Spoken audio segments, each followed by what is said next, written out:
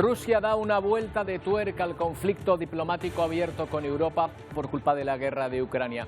Pero no es una tuerca cualquiera, sino la que cierra el suministro de gas. No se ha atrevido con Alemania, aún por lo menos, pero sí con Polonia y Bulgaria, para los que anuncia el fin del suministro a partir del miércoles.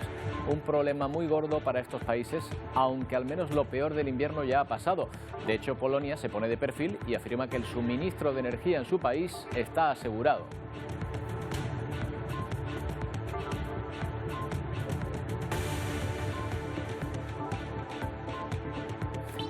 ¿Qué tal? Buenas tardes. El gas es el gran protagonista de los últimos meses. El permiso de la Unión Europea para intervenir el precio del gas en España y Portugal promete rebajar el recibo de la luz en muchos hogares, pero ¿en todos? Probablemente no, si se confirma el anuncio de las compañías eléctricas de que los límites al precio que se rebajan en unas facturas habrá que repercutirlos subiendo otras. Sobre el papel, la factura de la luz debería bajar un 20% desde su entrada en vigor. Hoy nos fijamos en los detalles, en la famosa letra pequeña.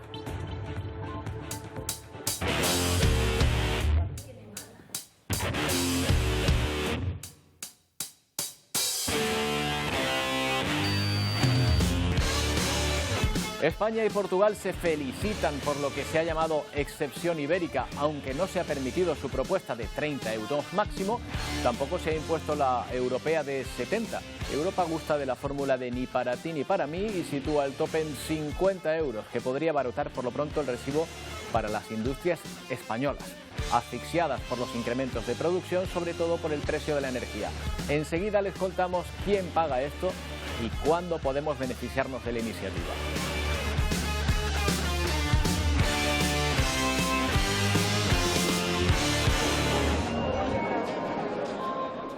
Vivimos rodeados de plástico hasta el punto de que literalmente lo estamos empezando a comer a través, por ejemplo, del pescado que lo confunde con alimento.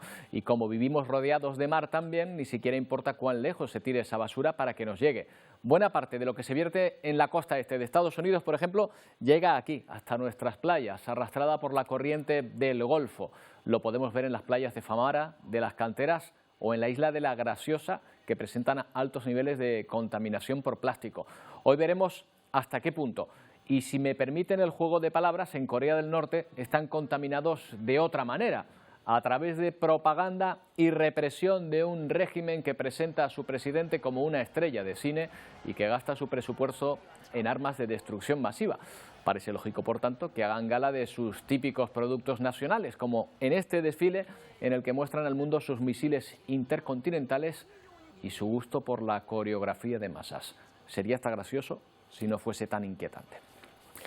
Bueno, pero vamos a comenzar con esa noticia de Rusia utilizando sus armas contra Europa. La principal es el suministro de gas, indispensable hasta que se encuentre otro suministrador alternativo. El gigante gasístico ruso Gazprom ha confirmado que ha suspendido por completo el suministro de gas a Polonia y Bulgaria por no haber pagado las entregas en rublos. La Unión Europea lo considera un chantaje y afirma que cuenta con un plan de contingencia para ambos países. Lo advertía Putin el pasado 31 de marzo. Para comprar gas ruso, los estados hostiles deben pagar en rublos en bancos rusos a partir del 1 de abril. Y lo ha cumplido. Rusia cierra la válvula que surte de gas a Polonia y Bulgaria tras su negativa a pagar en la moneda rusa. El gobierno polaco asegura que a pesar del corte, el suministro está asegurado. Nuestros depósitos de gas están llenos al 76%. Es un alto nivel de llenado, mucho más que en la mayoría de los países europeos. Así que en este periodo de transición, antes de que opere el gasoducto del Báltico, podemos utilizar nuestros recursos, aseguraba el primer ministro polaco. La empresa energética polaca que recibía este combustible para su distribución considera la decisión rusa como una violación de los términos del contrato y anuncia reclamaciones para el restablecimiento del suministro por parte del gigante energético ruso Gazprom. Por su parte, Bulgaria, que depende un 90% del gas ruso, asegura que sus reservas están al 18%, lo que garantiza el suministro para los próximos 6 meses. Bueno, la palabra gas está de moda desde hace ya algunos meses. Fíjense, ahí está, por ejemplo, el acuerdo al que España y Portugal han llegado con Europa, desligar el precio del gas del de la luz, por lo menos poner un tope para evitar que la factura de la eléctrica continúe subiendo, como ha venido haciendo hasta ahora. Pero nos preguntamos algunas cuestiones. Por ejemplo, Itziar Pérez, ¿dónde se ha fijado ese límite, ese tope del precio del gas? Pues es como comentabas al principio, Roberto, esa fórmula del ni para ti ni para mí, porque ni la propuesta de Portugal y España, que era fijarlo en unos 50 euros, en unos 30 euros el megavatio hora, ni tampoco la propuesta de la Comisión Europea, que era mucho mayor, unos 70 euros el megavatio hora. Finalmente, lo vemos en esta bombilla, se ha fijado ese límite al precio del gas en unos 50 euros el megavatio hora. Bueno, ¿quiénes van a ser los más beneficiados? Itziar. Pero primero, Roberto, si te parece, vamos a ver que al fijar ese límite, esos beneficiarios se van a ahorrar y mucho en la factura de la luz. Vamos a fijarlos en el mes más caro de este año, que fue marzo, con más de 280 euros el megavatio hora. Con ese tope al gas, ese límite, ese máximo, tendría que ser de unos 130 euros el megavatio hora. Un ahorro, Roberto, de más de 150 euros. Bueno, y ahora sí, ¿quiénes van a ser? ¿Quiénes se van a beneficiar de ello? Estén muy atentos en casa, porque sobre todo aquellas viviendas o industrias que tengan, eso sí, la tarifa regulada, y es muy importante, serán los beneficiarios. Eso es un 40% de la población en total. El mercado mayorista, el más perjudicado por la subida de los precios de la luz, pero muy atentos al anuncio de las eléctricas, porque si tenemos la tarifa libre podríamos ver subida esa factura de la luz, porque intentarán compensar, quitar de un lado para poner en otro, por así decirlo. Es decir, que podrían subir la tarifa del mercado libre para compensar este tope al gas, Roberto. Eso es por lo menos lo que han anunciado las eléctricas, que para compensar lo que dejan de ingresar en un lado, tendrían que subir los precios para otro. Exacto, y aún así el Ejecutivo asegura que, a pesar de esta controvertida medida, porque pues le quita uno, como decimos, para ponerle a otro, dicen que es muy efectiva, sobre todo para permitir un acceso universal a un bien básico como es la electricidad. Fijar un precio de referencia al gas durante el próximo año para evitar la continua subida de la factura de la luz era una intención de España y Portugal, ahora hecha realidad con el acuerdo alcanzado con la Comisión Europea. Es un asunto enormemente importante para el 40% de los consumidores domésticos, para algo más del 70% de los consumidores industriales de electricidad. Y aunque la propuesta de ambos países de la península ibérica era de un límite de 30 euros el megavatio hora, finalmente se fija en una media de 50. Si no modificamos el mercado energético a nivel europeo, difícilmente vamos a poder hacer frente, con todos los instrumentos que tiene Europa, a este alza de los precios tan injustificado como injusto. Y atentos al tipo de mercado eléctrico que tienen contratado, porque dependiendo de si es regulado libre, estará en ese 40% de los beneficiados o en el 70% de los posibles perjudicados. Las eléctricas advierten, podrían suplir la bajada del precio a los clientes del mercado regulado, subiendo la tarifa de quienes estén en el mercado libre de la electricidad. Se espera que la próxima semana la medida se apruebe en Consejo de Ministros. Eso sí, tiene fecha de caducidad para dentro de un año. Hablamos con Antonio Seituno, director general de Tempos Energía. ¿Qué tal, Antonio? Buenas tardes. Buenas tardes, ¿qué tal todo? Bueno, empezamos por ese anuncio de las eléctricas, de que dicen de que lo que baje la tarifa del mercado regulado lo pueden repercutir sobre el mercado libre, con lo cual, ¿qué estamos? ¿En lo mismo? ¿Lo comido por lo servido? Bueno, vamos a ver. Detectado el origen del problema, en España, más o menos, los ciclos combinados que funcionan con gas participan en torno a un 15% de la generación de nuestro país, que atiende a toda la demanda de nuestro país. El problema es que ese 15% que atiende a la demanda, ese 15% de ciclos combinados que, insisto, funcionan con gas, como es la tecnología marginalista, la que tiene el precio más alto, fija el precio de todas las demás, es decir, fija el precio de esa hora. Tenemos que entender, no hablamos de eléctricas, hablamos en principio de generación, que atiende a toda la demanda de España.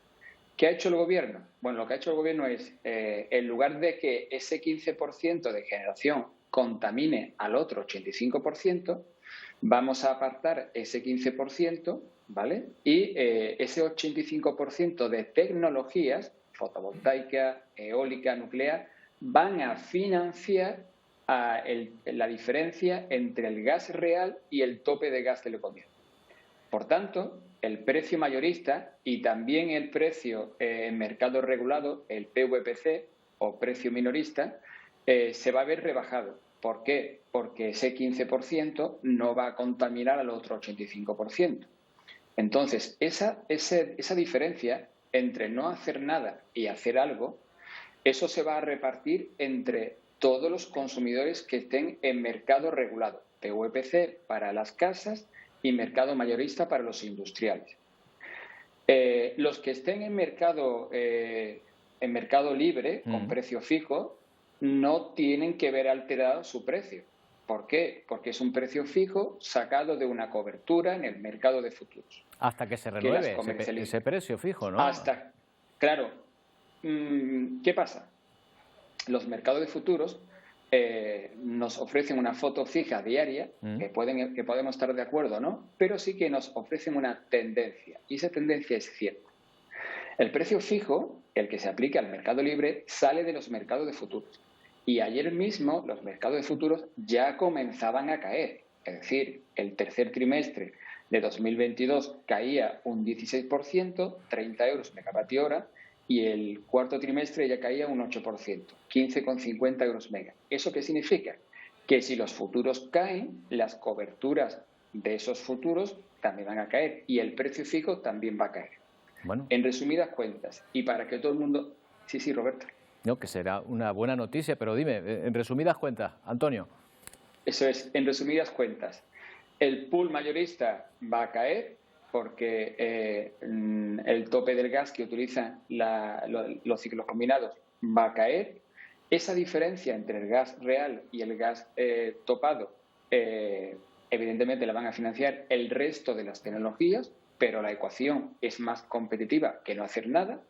Por lo tanto, el PVPC, mercado minorista o mercado regulado, va a caer y eso no tendría que repercutir en el mercado libre precio fijo, a menos que los contratos que tenemos o que tienen todos los consumidores en su clausulado, la comercializadora tuviera libertad de hacer revisiones de precios por esta situación, diríamos, anormal. Claro, si ya tenemos pactado un precio, se entiende que por lo menos hasta que no llegue el plazo para volver a pactarlo, salvo que haya alguna cláusula de esas que comentas, Antonio, pues se mantenga en este precio. Y si cuando llegue ese momento efectivamente la tendencia es a bajar, como dices tú que se está observando, pues será una buena noticia. Miel sobre hojuelas. Antonio, yo me imagino que de entrada los primeros que lo pueden estar notando, o las que lo van a notar, son las grandes empresas, las grandes consumidoras de energía, ¿no? Claro, vamos a ver. El mes de abril, ayer cuando se publica la noticia, llevan una media de 189,60 euros megavatio hora. Nosotros en Tempos Energía hemos calculado que más o menos con el tope de gas entre 40 y 50 euros megavatio hora para los próximos 12 meses, el pool se podría situar dentro de una horquilla entre 122 y 143 euros mega. Es decir, estamos hablando, si estos números el futuro nos dirá la razón, y estamos hablando de una bajada de un 35% con respecto a la media que lleva el mercado mayorista de abril. Es decir, es una buena noticia que viene a solventar el problema de que una tecnología con un gas súper disparado fije el resto del precio de la energía. Claro. Bueno, pues esto está por lo pronto para 12 meses, pues hablaremos dentro de un tiempo a ver si efectivamente esa foto que hemos establecido hoy se va cumpliendo. Ojalá que así sea, porque hace falta aliviar un poco el bolsillo de todos. Antonio, muchas gracias un día más. Gracias, Roberto, a vosotros. Adiós. Un saludo. Bueno, mientras tanto, Rusia sigue avanzando lentamente por el este de Ucrania. En las últimas horas, las tropas de Putin han desalojado a los soldados ucranianos, han tomado el control de varias ciudades en las regiones de Kharkov y Donetsk.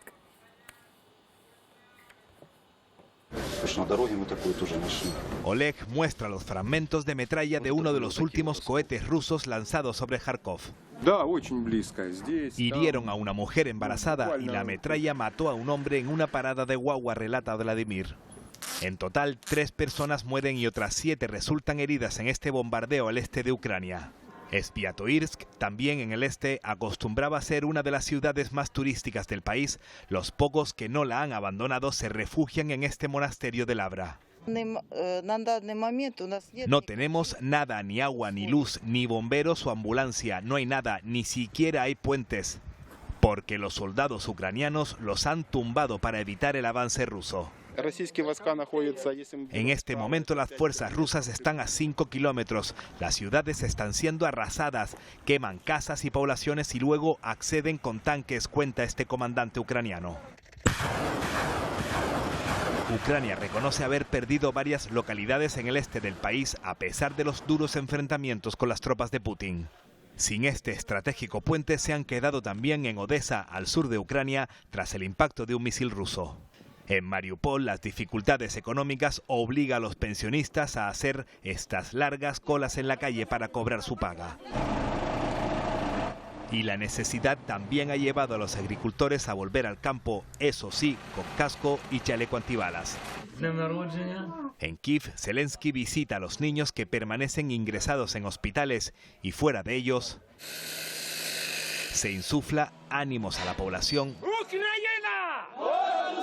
desmantelando este monumento de la era soviética que simbolizaba la amistad entre las naciones ucraniana y rusa. En esa guerra han muerto ya más de 20 periodistas, según las autoridades ucranianas, que se la juegan a diario para mantenernos informados. Miren, por ejemplo, ayer Fran Sevilla, corresponsal de Radio Nacional de España, sufría uno de estos ataques. Acabamos de ser atacados por la artillería rusa, nos encontramos al sur de Zaporilla.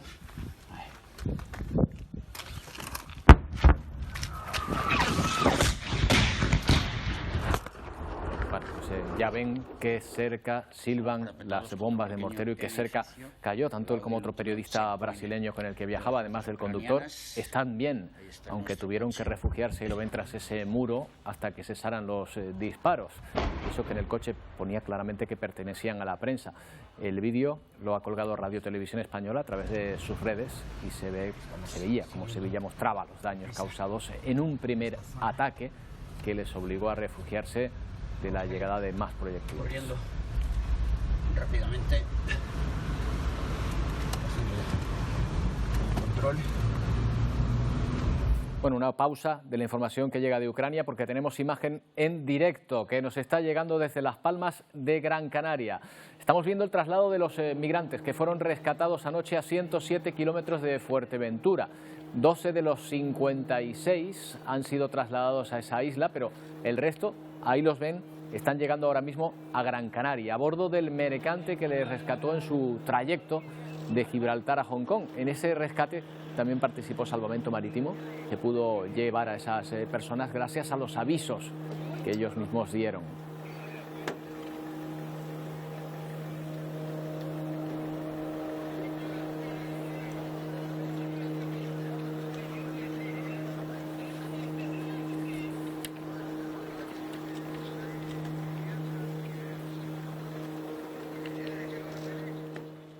Ahí está ese barco, en esa imagen en directo con estas personas rescatadas en el mar.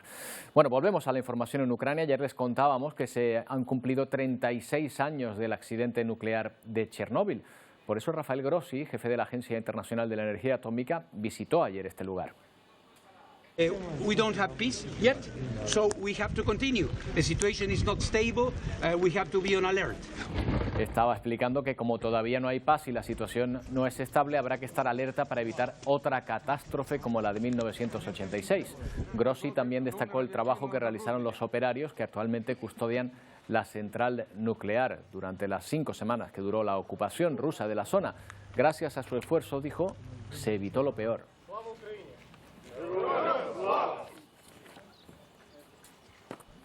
Bueno, hablando de energía nuclear, en este caso de la que se usa para amenazar a otros países, el líder norcoreano Kim Jong-un se ha comprometido a acelerar aún más el desarrollo de su arsenal nuclear.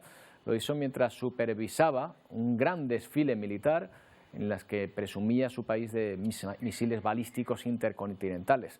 Como en esa dictadura es habitual, la presentación de las armas se convirtió en un espectáculo de propaganda. caras de ilusión para disfrutar del espectáculo y recibir a la estrella que poco se hizo esperar.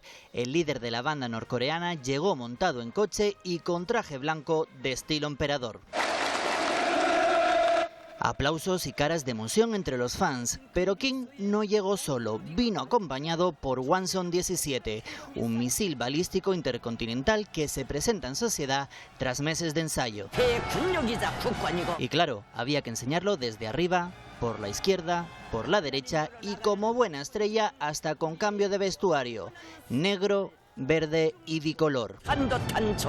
Como era el día grande, por tierra, misiles, lanzacohetes, tanques, caballos y hasta el escuadrón de materiales peligrosos con máscaras antigas. Desfile de mujeres por un lado, hombres por el otro. Y por aire, con luces de neón, estos militares formaron la estrella roja de la bandera del país. Y mientras los fanáticos disfrutaban del espectáculo con fuegos artificiales, Kim pasaba por un sinfín de emociones. Risas y comentarios con los amigos, aprobación e impaciencia. Claro, era la hora de la comida. Un evento para unos pocos. En la residencia del partido lo esperaban sus seguidores. Junto a su esposa, Kim llegó para disfrutar del banquete, no sin antes sacarse una foto para el recuerdo.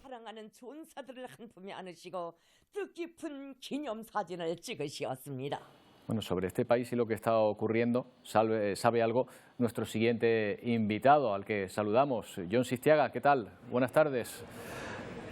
¿Cómo estás, Roberto? Sí, parece que me has hecho un repaso casi vital. Has empezado con mi amigo Fran, que acaba de sufrir ese ataque, luego has seguido por Ucrania, ¿no?, por la central nuclear de Chernóbil y luego por Corea del Norte. En ese estadio, en ese lugar donde estaba el presidente norcoreano, pues ahí estaba yo hace 10 años viendo un desfile militar parecido y flipándolo realmente con todo el armamento que tenía ahí. Sí, como todos nosotros. Jon, vamos, si me lo permites, a seguir con esos escenarios que hemos empezado a mostrar, pero con el último de ellos que te trae a hablar aquí con nosotros, porque Jon, lo saben, es periodista, reportero de investigación, escritor, está en Gran Canaria, va a presentar su libro Purgatorio, que es su primera novela, con una historia sobre arrepentimiento y perdón en torno al terrorismo etarra. Jon, es tu primera novela, ¿verdad? Me encanta que digas eso de periodista, reportero y escritor, porque claro, esto no se me decía hasta hace apenas un mes, claro. ¿no? Sí, no, yo encantado, de verdad, Y bueno, es mi primera novela, por tanto es ficción, que nadie se espere una novela sobre conflictos, guerras o sobre Ucrania, sino, bueno, sobre otro conflicto, quizás de más baja intensidad, como fue lo que ocurrió en el País Vasco en los últimos 50 años, ¿no? Yo nací a la vez que nacía ETA, la organización terrorista ha atravesado mi existencia hasta mi adolescencia, hasta que a los pocos años, a los 20 y tantos, me fui a hacerme periodista. Siguió en mi vida porque estuve, venga que cubrir atentados, muertes, funerales, detenciones, manifestaciones, y luego a lo largo de mi trayectoria profesional pues he estado en muchos lugares donde la violencia también ha marcado la vida de su gente, ¿no? Y me he dado cuenta que ahí hay, Roberto, muchos patrones que se van repitiendo en todos los sitios, ¿no? En Belfast, o en Kigali, o en Irak, o en el Afganistán de los talibanes, ¿no? Todo empieza por unos señores que desde una serie de despachos se convencen y convencen luego a una serie de jóvenes idealistas de que hay que hacer sacrificios humanos para mantener la causa o para alcanzar esa causa, ¿no? Aquí ya me da igual que hablemos de genocidas hutus, de IRA, de ETA o de los hombres que rodean a Putin en el Kremlin, ¿no? Claro, se trata un poco de mostrar, entiendo, a quienes deciden en un momento dado que por lograr un fin es correcto acabar con la vida de otras personas. Claro, la novela que la presentamos esta tarde a las 6 aquí en Las Palmas, ¿no? en la Biblioteca Pública del Estado, es la historia de dos antiguos terroristas, de dos tipos que nunca fueron identificados y por tanto nunca se les detuvo ni se les condenó, pero que son los autores de un secuestro que acabó en un asesinato. Estas personas, esos dos antiguos terroristas, ahora en la Euskadi idílica de ahora, viven confortablemente, son personas reconocidas, apreciadas, pero guardan ese secreto atroz. Esto es un poco la sinopsis de la novela. Uno de ellos querrá contarlo porque ha llegado a un punto de inflexión, ha pasado por su propio purgatorio personal, y el otro pues no está dispuesto a contarlo y acabar con su nueva y plácida vida en esta Euskadi, que es un oasis maravilloso lleno de turistas ahora, ¿no? Esto es un poco... Es una novela negra, es un thriller, es trepidante, le va a encantar a tus espectadores, que espero que vayan rápidamente ahora mismo a sus bibliotecas de barrio a comprarse la novela, ¿no? O a regalarla, y es sobre todo un repaso a todo lo que hemos hecho mal en Euskadi, con la vista puesta en otros conflictos que también me han dado ciertas experiencias, ¿no? Claro. Uno de los protagonistas, por un lado, reconoce el mal causado, por otro lado, pide que uno de las víctimas reconozca que era un torturador. Aquí, como escritor, ¿tomas partido o tratas de mostrar diferentes perspectivas? Mira, Roberto, la ventaja de convertirte en escritor durante un rato es que dejas de asumir las reglas que tú y yo tenemos que seguir en este oficio, ¿no? Tenemos una deontología que respetar, no podemos revelar el nombre de las fuentes, ni decir lo que nos cuentan en los off the records, ¿no? Ni dar una información que no esté suficientemente contrastada. Ahora, si estás en el terreno de la ficción, puedes hacer lo que quieras, ¿no? Y que tus personajes hablen, ¿no? Hablen por ti y cuenten las cosas que muchas veces nos están vedadas decir. Como bien has citado, uno de los personajes es alguien que también tiene que pasar por su propio purgatorio. Es un comisario de policía que antiguamente fue torturador también. Eso está mal. Y este policía también está en la perspectiva nueva de pasar por cierta penitencia y decir que lo que hizo también estuvo mal. En la serie, o sea, en la novela, lo que hago es confrontarles a ellos y decir que uno confesará si el otro también confiesa, ¿no? Esto es parte de la trama novelesca, pero lo que sí que te puedo adelantar es que todos los personajes no están surgidos exactamente de mi imaginación, que yo escribo desde la herida, desde el saber, escribo casi con los ojos cerrados de un conflicto que he mamado, que me ha atravesado, que ha pasado por mi vida constantemente. Es decir, yo he ido a clase con gente de ETA, he ido a clase con víctimas de ETA, he entrevistado a numerosas víctimas de ETA por mi trabajo y he entrevistado a numerosos miembros y exmiembros de ETA, así como a policías que cometieron aberraciones y torturas, ¿no?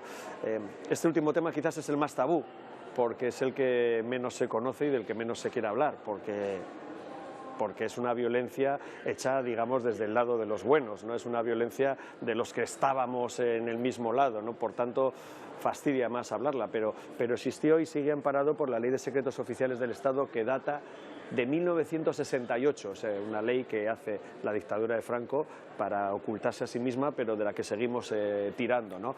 Todos estos personajes se entrecruzarán en purgatorio, ¿no? Y vete tú a saber cómo acaba esta novela, que no lo voy a contar. No, yo tampoco, no vamos a hacer spoiler ahora de la novela.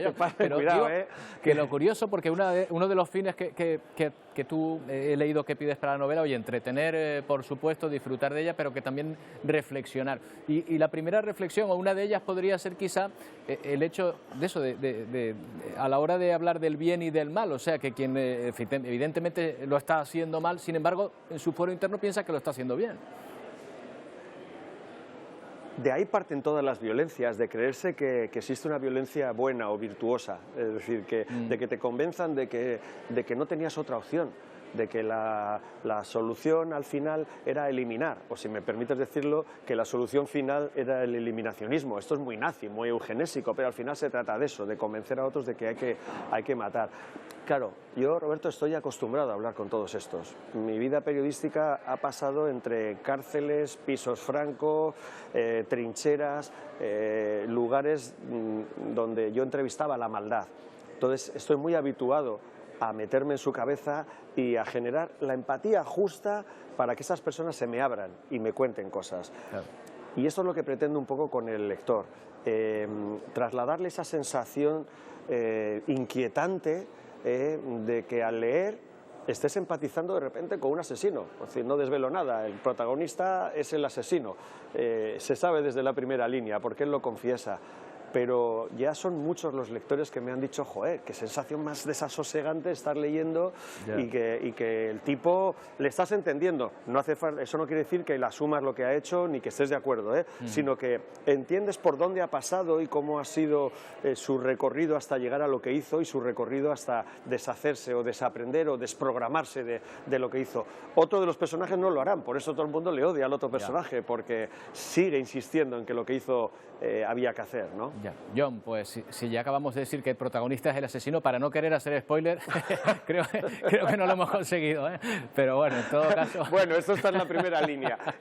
Las 5 primeras líneas es alguien que se pone a escribir su propia confesión, o sea que bueno, no desvelo nada, vale. Ahora, bien. que también te voy a decir, y acabamos ya rápidamente, que la novela me ha salido al final, ya sabes que yo soy del País Vasco, de Irún, de la zona del Bidasoa, una zona muy barojiana.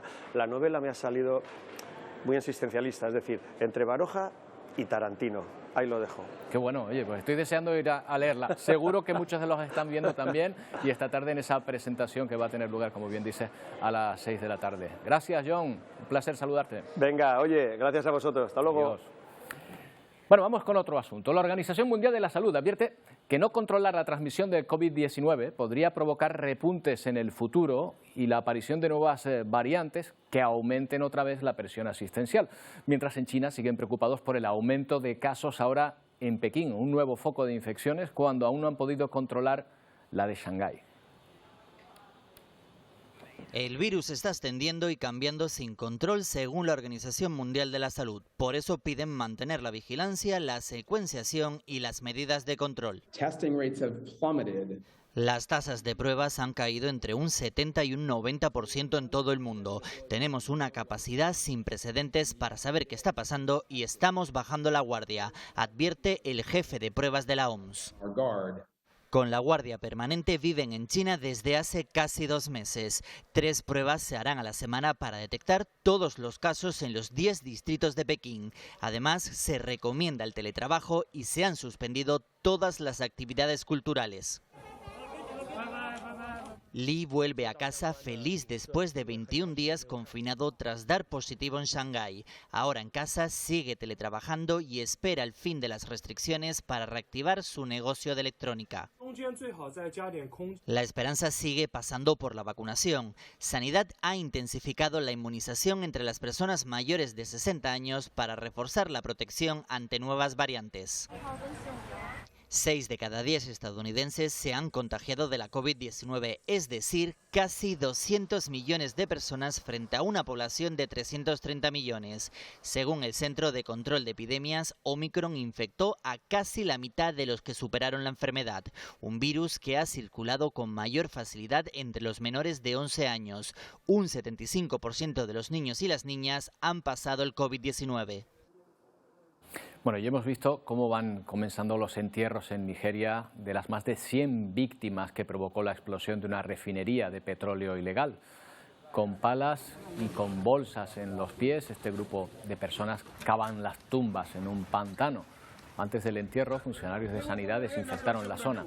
Más de la mitad de los cadáveres han sido enterrados sin poder ser identificados por sus familiares debido al estado que presentaban. El resto fueron entregados a sus familiares. Bueno, y vamos de nuevo hasta el puerto de Las Palmas de Gran Canaria, donde se está produciendo en directo esta imagen.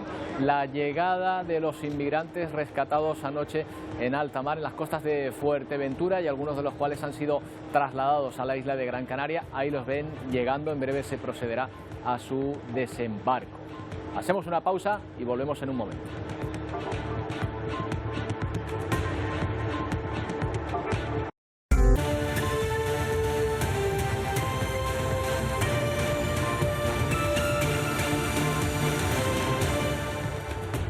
Es la imagen en directo que nos llega a las 2 y 8 minutos desde Las Palmas de Gran Canaria, el traslado de esos migrantes que fueron rescatados anoche a 107 kilómetros de Fuerteventura.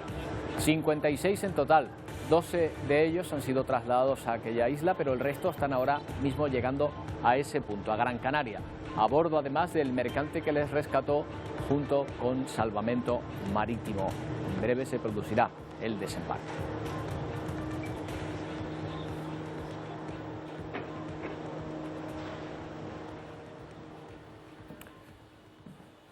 Y a partir del verano, los ciudadanos podremos conocer si se está produciendo alguna emergencia cerca del lugar en el que nos encontramos. Será a través de nuestro teléfono móvil.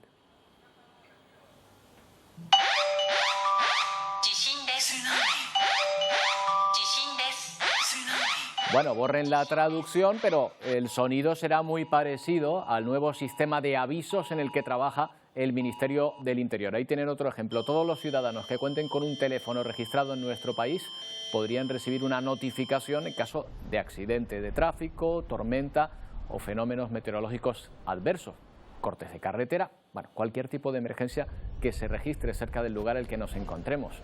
Se van a emitir avisos a todos los terminales que se encuentren en una zona determinada.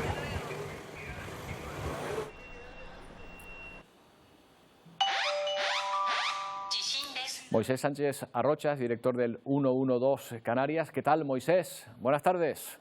Buenas tardes, Roberto. Buenas tardes a todos. Bueno, ¿esto le puede sonar a cualquiera y a partir de cuándo? Bueno, en principio esta herramienta es importante comentar que nace de una directiva europea, el famoso Código Europeo de Comunicaciones Electrónicas del año 2018, que insta a los países de la Unión a implantar este servicio. Este servicio ya funciona en Estados Unidos, funciona en Asia, concretamente en Japón, en Corea del Sur, y a los hechos me remito de que está funcionando a la perfección. El mandato que emana de la Unión Europea a los países miembros recoge de que antes de que termine el verano de este año, los servicios de aviso, digamos que los servicios, el sistema de alerta público, en lo que nosotros conocemos en nuestro argot como el 112 inverso, debe de estar en marcha a partir de finales de este año. Ya la herramienta cuenta con ella el Ministerio del Interior, la Dirección General de Protección Civil, y en breve pasará ya a disposición de los distintos 112 de las diferentes comunidades autónomas. Bueno, ¿y esto puede sonar en cualquier teléfono, al margen de la compañía en la que estemos o el sistema en el que estemos? Vamos a ver, el sistema funciona tanto para teléfonos que su mecanismo esté a través de Android o a través de iOS. Eso no va a ser problema. En segundo lugar, cualquiera de las compañías está sujeta a esta norma.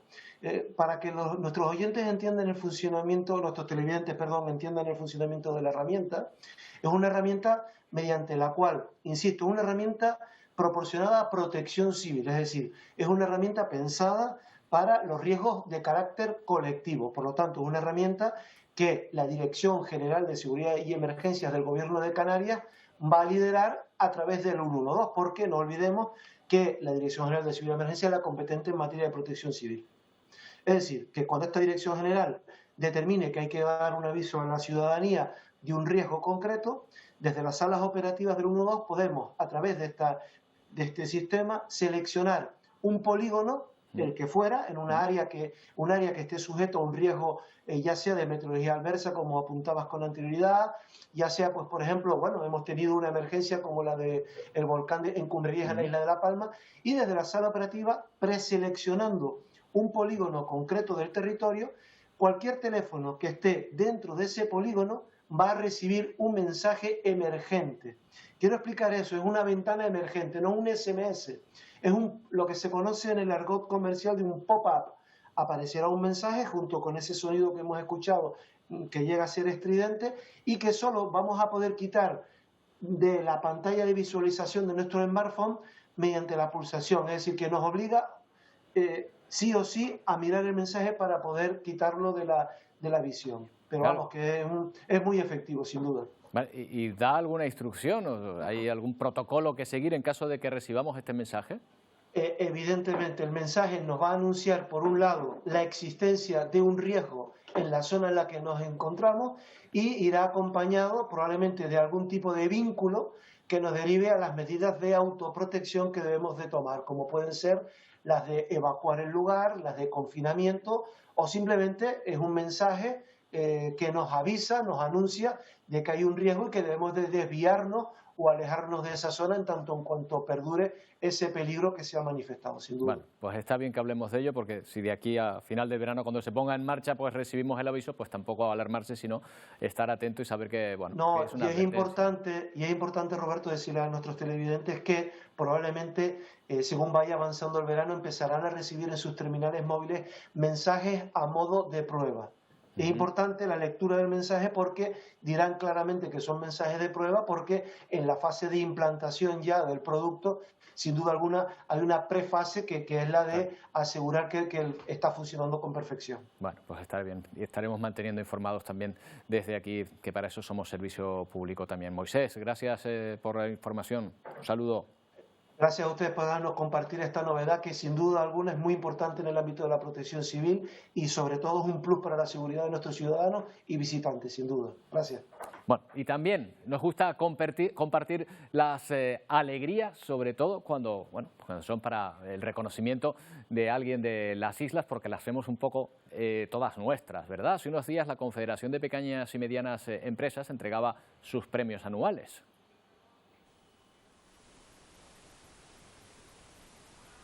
Bueno, pues ahí ven a la ministra Yolanda Díaz entregando ese premio, ahí lo ven, a un canario. Jorge Hodgson, reconocido como empresario autónomo del año. Hodgson fundó en 2018 su propia empresa, JH Asesores Financieros, que se ha focalizado en prestar servicios de dirección financiera externa para empresas. Y hoy ve reconocido su esfuerzo. Bueno, y queremos felicitarlo. Jorge Hodgson, ¿qué tal? Buenas tardes y felicidades. Muy buenas tardes. ¿Qué tal, Roberto? Bueno, una iniciativa de 4 años, en 4 años un premio nacional que entrega nada menos que la ministra de Trabajo, bueno, todo un éxito, ¿no? Sí, la verdad que estamos bastante, pues la verdad que orgullosos de durante estos 4 años de recorrido empresarial en el despacho, pues haber logrado este premio, que sobre todo es reconocimiento y fruto de esfuerzo y sacrificio por parte del equipo del despacho, ¿no? Me imagino que ¿cuáles son los aspectos que crees que han convencido al jurado, los que más les ha llamado la atención de esta iniciativa empresarial? Hombre, nosotros, sobre todo hay varias, cuando realizas la presentación, hay distintos fundamentos dentro de las bases, ¿no? Para los premios, ¿no? Está lo que es la cifra de negocio, pues el tema de rendimiento, inversión dentro de la actividad de lo que es la actividad empresarial. Y luego lo que es aporta valor añadido, ¿no?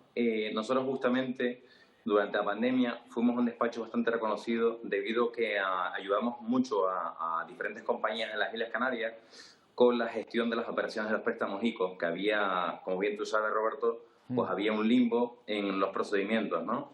Y justamente pues gestionamos pues 140 millones de euros de operaciones para 84 grupos empresariales. Y bueno, fue un reconocimiento de poderles ayudar y poderles acompañar en el asesoramiento de este ámbito del sector financiero, ¿no? O sea, que ustedes no cerraron durante el confinamiento y durante la pandemia, ¿no? Casi me atrevo a decir que tuvieron más trabajo que nunca.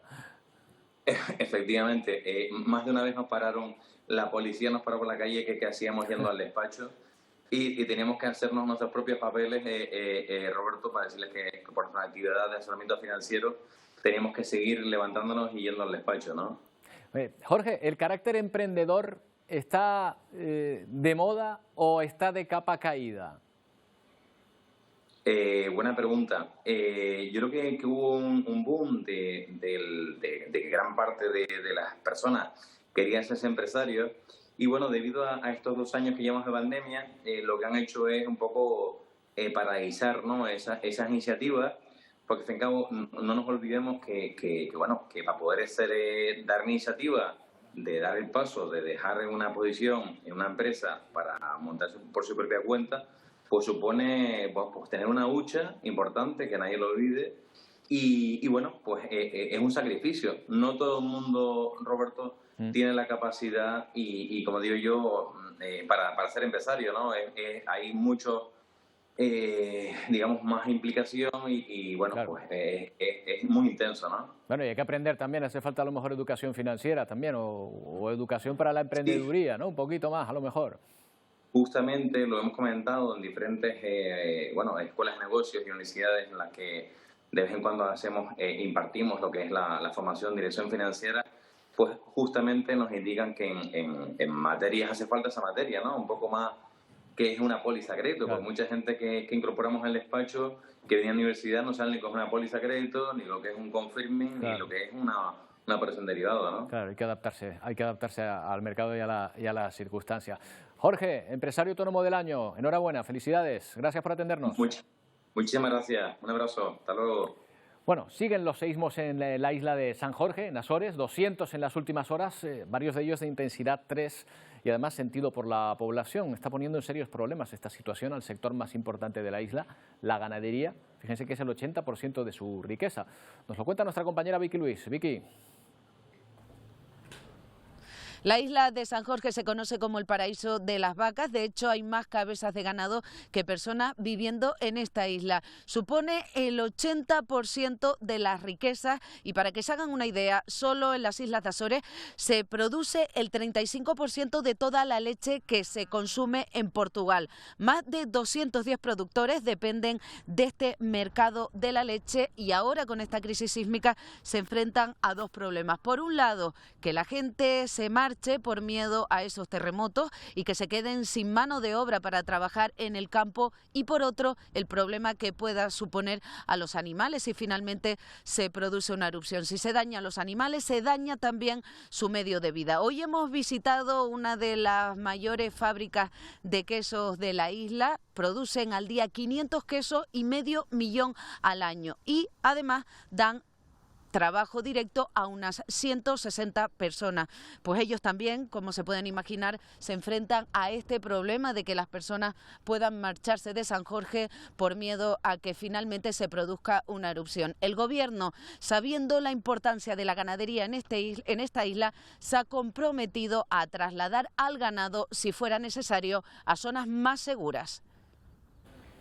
Bueno, la situación en San Jorge, donde hay amenaza de volcán, pero por el momento, por lo menos, parece que no se hace efectiva. Ya está aquí con nosotros Antonio Cárdenas, vamos a hablar de uno de los recursos más explotados de nuestro planeta. ¿Sabrían decir cuál es? A nosotros nos ha pillado por sorpresa, Antonio. Sí. El número 1, el agua. Bueno, es normal porque hay un montón de agua y bueno, hace mucha falta, pero el número 2 es la arena.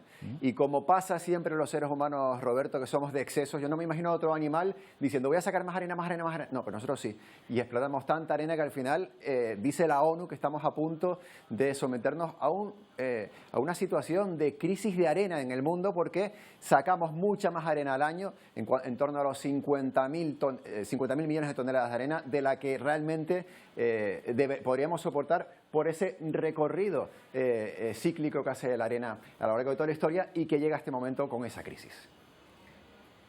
So it's still time to do things, but let's not wait until it's too late to do something. Es el momento de actuar, no esperemos a que sea demasiado tarde. Este es un mensaje al que nos estamos acostumbrando en materia medioambiental, pero hay que tomárselo un poco más en serio. En este caso hablamos del consumo excesivo que se hace en el mundo de la arena, con 50.000 millones de toneladas al año. You might think like, what is 50 billion tons? Well, to give an idea, you could build a wall of 27 meters high. Con esa demanda anual de arena podríamos construir un muro cada año de 27 metros de alto y 27 metros de ancho alrededor del planeta, afirman desde Naciones Unidas. El consumo de la arena no está regulado y el ritmo de utilización es muy superior al de su generación. Así que estamos llevándonos arena de las costas y de los ríos y provocando desequilibrios medioambientales.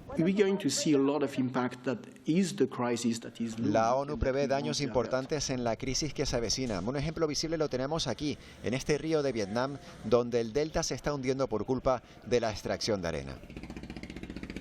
En todo el planeta el consumo de arena se ha triplicado en 2 décadas. Las matemáticas lo dejan claro y las recomendaciones son eliminar la extracción de arena de las playas y la regulación del dragado marino, junto a la apuesta por la reutilización de materiales reciclados como el hormigón. Ni idea de que la arena fuese tan importante y tan escasa, o empieza a serlo. Oye, Antonio, hablamos del tiempo, la que ha caído en Oviedo, ¿eh? Sí, ha caído mucha agua durante el día de ayer, en esas 24 horas, en torno a los 20 y pico litros por metro cuadrado, pero claro, muy concentrados, por ejemplo, en este punto en el que estamos. Fíjate cómo una cámara aficionada por un teléfono móvil grabó esta inundación en las calles céntricas de Oviedo. Ya digo, más de 20 litros por metro cuadrado, también en La Coruña, 25 litros por metro cuadrado, en toda esa parte norte, noroeste peninsular cayó mucha agua. en Oviedo, algunos de Gijón vacilaban diciendo que por fin tienen una playa, ellos también en Oviedo, después de ver estas imágenes. Aquí también cayó algo de agua, no tanto, algo en el norte de Gran Canaria, también en Lanzarote. Bueno, no está mal recibir esa agua, por lo menos aquí en Canarias en esta época del año. Fíjate, las calles de Oviedo inundadas. Es cierto, Antonio, que el plástico que se tira al mar en Estados Unidos puede estar llegando a nuestras playas. Estamos en una situación estratégica en Canarias para muchas cosas, en algunas cosas positivas y en otras negativas, porque efectivamente no solo en Norteamérica, sino también en Europa, los flujos, esas corrientes marinas hacen que parte de la basura, esos microplásticos de los que hemos hablado mucho, lleguen hasta las costas. Por ejemplo, el del norte de las islas, la tenemos en el norte de Gran Canaria, también el norte, noroeste de Lanzarote y Fuerteventura, pero también una isla frágil, pequeña como es La Graciosa. Ahí se acumula mucha de esa basura, de ese microplástico que llega de diferentes lugares del mundo, efectivamente, por las corrientes marinas. Qué desgracia, y a la vez qué afortunados somos de estar aquí. Aquí hay varias playas a las que llega ese plástico. Por ejemplo, como has dicho, La Graciosa, Famara, Las Canteras. Sí, sí. May Gómez es catedrática de Zoología del Instituto Ecoaqua de la Universidad de Las Palmas de Gran Canaria. ¿Qué tal, May? Buenas tardes. Hola, buenas tardes, Roberto. Bueno, ¿está llegando ya ese plástico en una cantidad preocupante a nuestras playas? Pues sí, desgraciadamente sí. Evidentemente las Islas Canarias son como una barrera, una frontera enfrente de la corriente del Golfo, y entonces toda la basura que trae esa corriente pues termina en nuestras playas, sobre todo en las playas que están en orientación norte-nordeste, justo enfrente de la corriente. Y así tenemos la isla de Alegranza, que es una isla deshabitada, con una visita anual de muy pocas personas, pues donde se pueden recoger una enorme cantidad de basura. Concretamente en un último trabajo que hemos publicado teníamos unos 320 kilos de basura, de plástico, y 900 botellas, por ejemplo. O sea, realmente es algo exagerado. Vale, algo muy preocupante. Habla de botellas y me imagino los mensajes en las botellas, pero claro, en este caso no estamos en eso romántico, sino en esta situación. ¿Podemos hacer algo nosotros desde Canarias para evitarlo, o esto es estar de brazos cruzados mirando cómo nos viene esa basura? Esto es un problema global, obviamente. No quiere decir que los canarios tampoco generemos basura. Seguramente también la generamos y terminará en otra parte del planeta, ¿no? Pero realmente, al ser un problema global, todos tenemos que hacer algo. Y lo primero que tenemos que hacer es reducir el consumo de plástico. El plástico de un solo uso, por ejemplo, esas botellas de plástico, esas botellas de agua, cambiarlas por fuentes y utilizar agua que podamos recoger en fuentes y poner en nuestras cantimploras, como hacíamos antes, ¿no? Entonces, ahí quitábamos una gran cantidad de plástico y bueno, en cualquier cosa de la vida cotidiana, intentar reducir el plástico. Ya no vale solo reutilizar o reciclar. Yo creo que la palabra ahora mismo es dejar de usarla. Claro, May, una cosa es la estética. Evidentemente a nadie le gusta ver estas playas idílicas llenas de plástico, pero es que además hay plásticos muy chiquititos que al final nos vamos a acabar comiendo nosotros porque los pececitos se la van comiendo y esto entra en la cadena alimentaria, ¿no? Sí. Esa es la gran amenaza oculta, no es solo el tema estético. Esos plásticos tienen una serie de compuestos que llamamos plastificantes, que son precisamente para que tengan mayor durabilidad, y esos compuestos químicos son altamente tóxicos. Estamos hablando de talatos y en general, disruptores endocrinos. Entonces, cuando esa botella se fragmenta en miles de pedacitos, quizás a lo mejor no la vemos, pero es precisamente, como tú bien dices, más peligrosa, porque entra en la cadena trófica. Se la van comiendo distintos eslabones, desde los pequeños zooplancton, peces y demás, y finalmente entra en nosotros. Pero entra desde el aire, entra desde el agua. O sea, el aire que respiramos también tiene partículas, el agua que bebemos y en las cervezas también hay plástico. Es decir, estamos muy expuestos. Es decir, que es un motivo para empezar a tomárnoslo bastante en serio. Hablamos de microplásticos, pero también de esos plásticos, y mencionábamos esas botellas. Hay una gran cantidad de plásticos que son los llamados plásticos de un solo uso, que quizás tendríamos que concienciarnos, las botellas de plástico, los vasos también, y decir, oye, vamos a dejar de consumir plásticos de un solo uso. Como las pajitas, ¿no? Que ya no se utilizan, prácticamente. Cucharillas también, hay un montón de cosas. Sí, habría que cambiar de hábitos, es volver un poco a los hábitos quizás a lo mejor de nuestras abuelas, donde iban a la compra con una cesta, donde llevaban tarros para alimentarse a granel. tienen que ponérnoslo también fácil. La industria alimentaria tienen también que ellos hacer un esfuerzo y hacer un cambio.